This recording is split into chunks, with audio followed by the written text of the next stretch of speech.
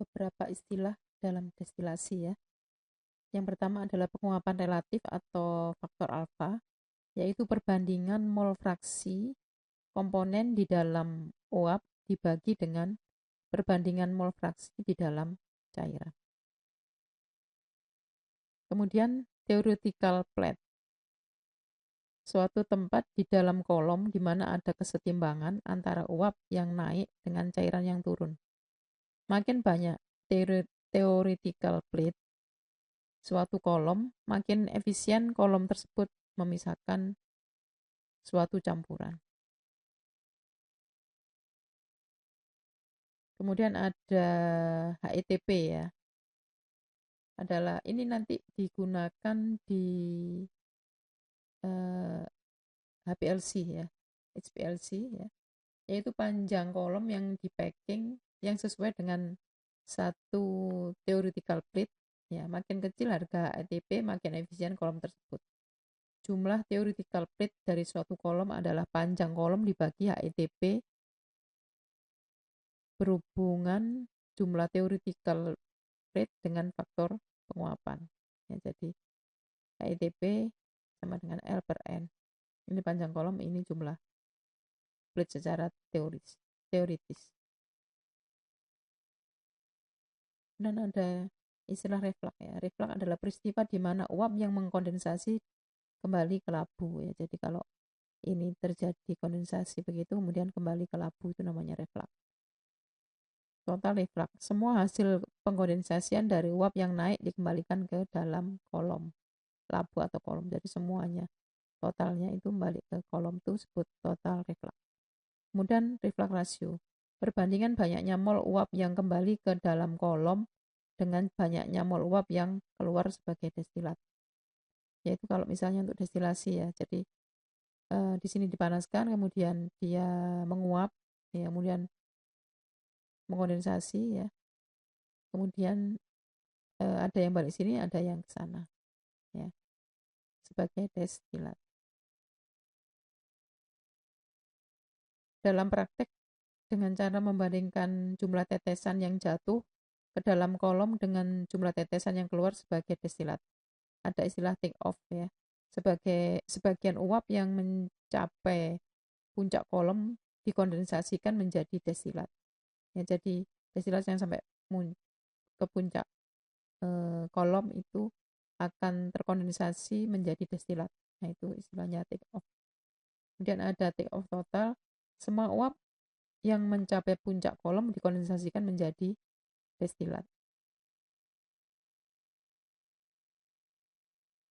Ada rate of take off atau rate of distillation ya, kecepatan rata-rata tetesan. Kemudian ada hold up, jumlah cairan dan uap yang tertahan di dalam suatu waktu. Ya, jadi ada yang ditahan ya, jumlah cairan dan uap yang tertahan di dalam waktu-waktu tertentu ya. Kemudian ada lagi campuran azeotrop, yaitu suatu campuran yang mempunyai sifat menyerupai suatu cairan murni. Komposisi cairan sama dengan komposisi uap ya, seperti tadi sudah dijelaskan, campuran etanol air pada komposisi tertentu tadi ya, 95,6 kalau nggak salah ya, itu etanolnya, kemudian airnya adalah sisanya 4,4, itu sulit dipisahkan ya, sulit dipisahkan. Karena apa? Karena komposisi cairan dan komposisi uapnya adalah sama. Jadi meskipun dipanaskan tidak bisa terpisah dan tidak bisa menjadi etanol murni. Nah, bagaimana caranya? Ya, caranya supaya akan diperoleh etanol murni ya, itu menambahkan cairan ketiga. Misalnya alkohol 95% adalah merupakan azeotrop dengan benzen. Kemudian menambahkan reagen yang hanya bereaksi dengan salah satu cairan, misalnya ditambah CaO ke dalam alkohol 95%. Sehingga nanti CaO-nya nanti akan menyerap airnya ya, sehingga alkoholnya menjadi murni. Kemudian menambahkan adsorben yang dapat mengabsorpsi salah satu komponen, misalnya norit, silika gel ya, ini untuk menyerap air sehingga nanti alkoholnya menjadi murni. Kita lanjutkan dengan destilasi uap ya. Destilasi yang dilakukan dengan pertolongan uap air. disebut destilasi uap karena destilasi dilakukan dengan pertolongan uap air. Syaratnya apa? Substansi tidak larut dalam air. Jadi nanti substansi itu yang mau dipisahkan tadi ya, mau diambil ya, itu tidak larut dalam air. Kemudian dia juga tidak mengalami peruraian karena kontak dengan air panas ya. Jadi nanti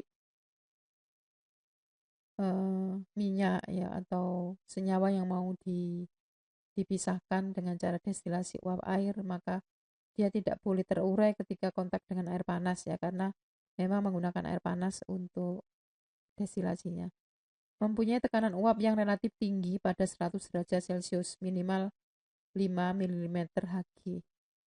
Ya, jadi mempunyai tekanan uap yang tinggi artinya dia mudah menguap ya pada temperatur 100 derajat Celcius. Nah, ini alat destilasi uap.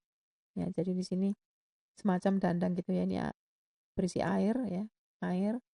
Kemudian di sini ada pipa yang langsung dicelupin ke air ya. Jadi supaya air ini langsung terhubung dengan udara ya, tekanannya jadi 1 atmosfer begitu. Supaya tidak meledak, maksudnya itu tidak memberikan ledakan gitu ya. Kalau tertutup rapat membahayakan ya. Ini dipanaskan.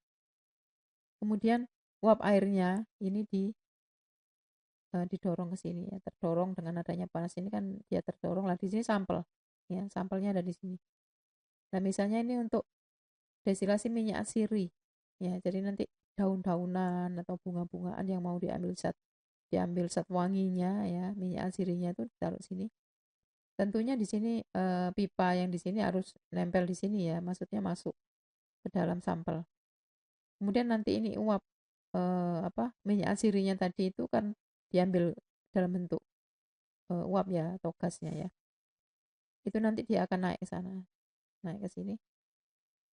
Ya, jadi ini harus dipasang di atasnya ya. Jadi tidak nyelup yang di sini. Ini di atas, kemudian ini nyelup, kemudian ini di atas ya. Sehingga ini dengan menggunakan uap air tadi itu akan terbawa terdorong ke atas sana. Dan di sini ada bola percik. Ya, bola percik ini memisahkan yang bentuk cair dan bentuk gas ya. Jadi yang bentuknya gas itu bisa sampai lolos ke sana ya. Kemudian yang masih bentuk cair atau cairan yang lebih besar ukurannya itu akan jatuh kembali. Itu ya fungsinya bola percik. Kemudian di sini menggunakan pendingin sehingga nanti dikondensasikan dan dimasukkan ke dalam sini. Ya, seperti itu ya. Jadi untuk minyak sirih ya dilakukan destilasi uap seperti itu. Nah, ini contoh yang dipakai untuk mesin destilat alat penyulingan pembuatan minyak kayu putih. Ya, minyak kayu putih termasuk minyak sirih ya. Jadi nanti daun-daunnya ya mungkin ya atau kulit batangnya ditaruh di sini ya. Kemudian di sana akan diperoleh minyak kayu putih.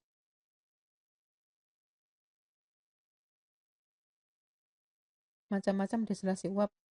Ada yang langsung dengan air, misalnya seperti ini ya. Jadi antara air dan sampelnya itu langsung kayak direbus begitu ya. Nanti uapnya akan dibawa ke sana bersama dengan minyak sirih. Kebaikannya bahan dapat dibubuk halus ya. Jadi ini bahannya itu ditumbuk halus. Kejelekan minyak tidak dapat ditarik semua karena banyaknya air menyebabkan terjadinya peruraian dan penggumpalan. Ya, jadi ada kekurangannya juga ya. Dan ini mestinya ada senyawa tertentu yang mungkin dengan cara ini dia lebih baik begitu ya. Kemudian yang kedua, air dan uap. Jadi di bawahnya ini ada air kayak dandang persis ya. Ini ada macam sarangan begitu ya. Kemudian sampelnya ada di atas. Dengan menggunakan uap air yang ini dipanaskan ya, ada uap air, kemudian nanti minyak asir itu akan terdorong ke sana keluar, kemudian didestilasi. Nah, kebaikannya uap selalu jenuh dan tidak superheated. Bahan hanya berhubungan dengan uap, tidak dengan air yang mendidih. Ya, kalau ini tak langsung berhubungan dengan air mendidih ya. Kejelekan untuk minyak yang mempunyai titik didih tinggi, destilasi akan lama. Ya, jadi masing-masing ada kebaikan dan kekurangan. Selanjutnya yang ketiga adalah langsung dengan uap. Kebaikan uapnya jenuh. Ya, jadi seperti ini. ini uap air ya, misalnya tadi uap air itu airnya direbus begitu ya, kemudian uap airnya dialirkan ke sana, di sini kosong. Kemudian bahan ditaruh di sana. Nah ini nanti bersama dengan uap air yang panas, maka minyak atsiri bisa didestilasi nanti di sana. Kejelekan superheated, bahan menjadi agak kering, hidrodifusinya lama. Berikutnya yang keempat, langsung dengan air dan uap, modifikasi dengan cara di atas. Jadi bahannya di sini ada air, ada bahan, kemudian dialiri uap air ya. Nanti bersama uap air itu minyak atsiri akan terdorong ke sana kemudian didestilasi. Berikutnya adalah hukum Dalton. Bila dua cairan yang sama sekali tidak bercampur, dicampur pada temperatur konstan, maka tiap cairan mempunyai tekanan yang besarnya sama dengan tekanan cairan masing-masing dalam keadaan murni, dan jumlah tekanan campuran adalah merupakan jumlah dari tekanan komponen penyusunnya. Ya. Kalau ada dua cairan yang bercampur, maka tekanannya itu adalah tekanan campuran. Bila campuran dipanaskan, lama-lama akan mendidih, sehingga titik didih akan lebih rendah daripada masing-masing titik didih cairan tersebut. Ya, jadi malah menurunkan titik didihnya ya. Bila campuran dipanaskan, lama-lama akan mendidih sehingga titik didih akan lebih rendah daripada masing-masing titik didih cairan tersebut. Ya seperti tadi misalnya etanol air ya, mempunyai titik didih malah di bawahnya titik didihnya air. Prinsip tersebut digunakan dalam destilasi uap untuk memurnikan cairan yang mempunyai titik didih tinggi yang tidak bercampur dengan air tetapi dapat ikut bersama uap air. Dengan destilasi biasa, karena temperaturnya tinggi, maka zat akan terurai. Sedangkan menggunakan destilasi uap, karena titik didihnya menjadi lebih rendah, maka sampel tidak akan mengurai. Kemudian, selanjutnya adalah destilasi vakum. Digunakan untuk memisahkan bahan-bahan yang dipanaskan pada temperatur tertentu akan terurai. Ya, jadi dibuat vakum, ingat teori destilasi sebelumnya ya, bahwa ada hubungan antara titik didih dan tekanan. Jika tekanannya tinggi, maka titik didih tinggi. Jika tekanan dibuat rendah, maka titik didihnya menjadi rendah. Ya. Kalau untuk vakum tentunya tekanannya rendah ya, sehingga nanti zat cair itu atau pelarut itu ya, atau analit itu misalnya, atau ekstrak itu tidak akan rusak pada titik didih dari pelarutnya. Ya, jadi pelarutnya tadi bisa diuapkan di bawah titik didihnya sehingga senyawa yang mau diekstraksi tadi tidak rusak. Ya, senyawa diisolasi tidak rusak. Banyak zat-zat organik yang mengalami peruraian atau kerusakan pada atau sebelum mencapai titik didihnya, atau zat organik mengalami oksidasi oleh udara selama proses pemanasan. Ya, jadi ini ada keuntungannya ya destilasi vakum itu. Alatnya seperti ini, rotary vacuum evaporator. Jadi nanti sampelnya ditaruh di sini. Kemudian di sini adalah mantel atau ini wadah yang berisi air tuh. Penangas ya, penangas air. Kemudian di sini ada pengatur temperatur dan untuk ini untuk menaik turunkan ya. Untuk memutar. Jadi ini nanti dibuat berputar gitu. Kemudian jangan lupa batu didih ya. Dengan dihubungkan ini nanti dengan dengan vakum ya, dengan vakum sehingga nanti di sini tekanannya rendah. Dengan tekanan rendah tadi maka titik didihnya menjadi lebih rendah. Misalnya etanol yang harusnya 70 sekian tadi bisa lebih rendah dari itu.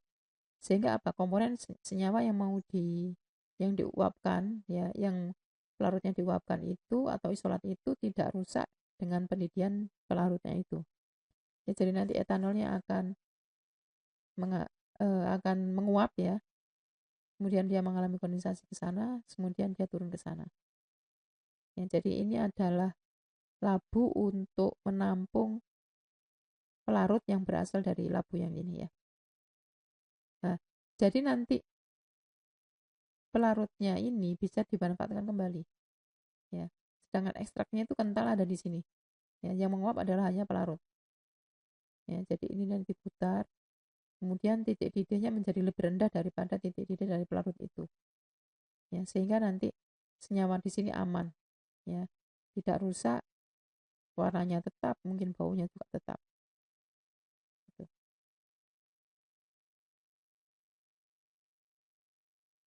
Kemudian ini yang apa agak ketinggalan ya. Maksudnya itu berbeda dengan yang lain gitu, saya akan sampaikan di sini. Jadi ada soslet ekstraktor. Di sini untuk mengekstraksi zat padat ya. Jadi di sini diisi timbel ya, diisi timbel. Jadi sampelnya ada di sini ya, sampelnya dibungkus ya. Dibungkus seperti lontong gitu ya. Jadi timbel seperti nasi timbel dimasukkan ke sini ya. Jadi menggunakan kertas saring. Kemudian pelarut ini ada pelarut yang digunakan itu ada di sini pelarutnya untuk mengambil zat-zat aktif yang mau kita ambil dari sini. Misalnya kita mengambil zat warna gitu ya. Misalnya kita mengambil kurkumin gitu paling mudah, misalnya mengambil zat warna kuning dari kunyit. Kita menggunakan etanol misalnya, etanolnya taruh sini. Nah, tapi ini alat ini diset dulu ya, diset dulu, sampelnya ditaruh di sini. Sampel itu tidak boleh melebihi dari sifon ini. Tingginya tidak boleh melebihi dari sifon. Ya, ini kayaknya kurang efisien ya. Harusnya efisien, lebih efisien itu jika ininya lebih tinggi di sini. Setidaknya lebih sedikit di bawahnya pipa ini. Ya, sifonnya itu paling tidak di sini ya. Kalau ini kan akhirnya nanti sampelnya hanya paling tinggi hanya sebesar ini, jadi kurang efisiennya. Jadi harusnya lebih tinggi lah sedikit gitu. Nah, sampelnya taruh sini. Kemudian berapa banyak pelarut yang dimasukkan. Ya, jadi nanti alatnya diset dulu, jadi semua dipasang dulu, kemudian pelarut baru terakhir dimasukkan. Nah, berapa banyak? Pelarut yang digunakan adalah 1,5 sirkulasi. 1 sirkulasi itu bagaimana gitu ya? Pelarut dimasukkan dari sini menggunakan corong, ya misalnya etanol kita masukkan. Kita siapkan etanol misalnya 100 mili, ya. Kita ukur 100 mili, kemudian kita masukkan sini lewat sini. Nah, kemudian dia masuk ke sini, kemudian dia kalau ini penuh ya sudah melebihi sifon ini, maka dia akan jatuh gitu ya. 1 sirkulasi itu. Kemudian kita cek, oh ternyata 1 sirkulasi itu membutuhkan 40 mili misalnya ya. 1 sirkulasi membutuhkan 40 mili, maka kita harus menambahkan lagi 20 mili.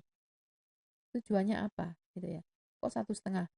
Yang pertama, kalau persis 1 ya, atau 1 kurang dari 1,5, itu nanti ketika ini diuapkan ya, ini akan menguap ke sana dalam keadaan panas. Kemudian terkondensasi ini, terus dia mengisi ini. Kemudian lama-lama ini penuh, ya penuh, kalau penuh di sini, dia akan jatuh ke sini. Nah, ekstraknya ada di sini. Kemudian pemanasan dilakukan terus. Ya, yang menguap hanya apa? Pelarutnya saja. Nah, ini ke sana melalui pendingin. Masuk ke sini, netes-netes di sini ya. Membasahi ini dalam keadaan hangat ya. Sesuai dengan temperatur masing-masing ekstraktannya. Ketika sudah penuh dia akan masuk sini. Nah, kalau misalnya kurang dari 1,5 nanti dikhawatirkan ini kosong. Kalau kosong nanti kan bahaya ya. Kalau lebih dari 1,5 efisiensinya yang kurang gitu ya, karena nanti kalau terlalu banyak pelarut juga nanti perlu energi untuk menguapkan ya, menguapkan kembali, juga perlu energi juga menghemat pelarutnya itu ya, dari segi menghemat juga ya. Jadi nanti lama-lama yang di sini itu diambil sarinya, jadi bisa sarinya masuk ke sini. Kemudian dari sini nanti etanol atau pelarut yang digunakan itu bisa di rotary evaporator yang tadi ya. Itu nanti pelarutnya bisa diambil, kemudian ekstraknya tadi baru dilakukan pemisahan selanjutnya. Bisa ya dipahami seperti itu ya. Selamat belajar, jika ada yang mau ditanyakan silakan ditanyakan.